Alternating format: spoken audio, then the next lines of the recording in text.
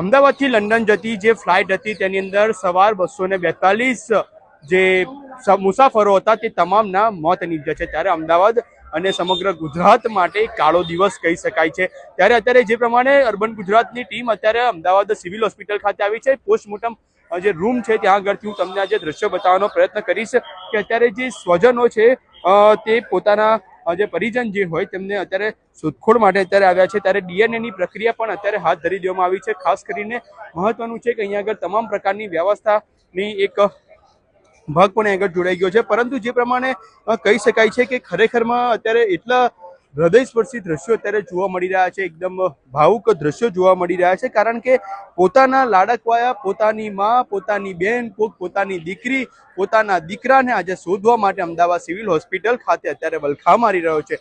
કારણ જે પ્રમાણે દુર્ઘટના જે બની છે, દુર્ઘટના પણ એટલી અતિ ગંભીર હતી કે આજે 242 જેટલા મુસાફરો છે તેના જ મોત થઈ ગયા છે તેવું અત્યારે એક મીડિયા સમાચારની અંદર પણ અત્યારે જાણવા મળ્યું છે।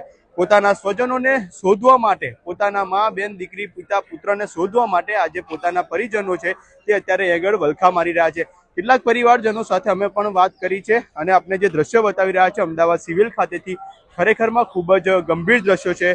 ભગવાન આવા દ્રશ્યો ફરી ક્યારેય ગુજરાતને ન બતાવે તેવી આશા અને ખાસ કરીને અર્બન ગુજરાત આ તમામ મૃતકોને હૃદયપૂર્વક ભાવભીની શ્રદ્ધાંજલિ પાઠવે છે।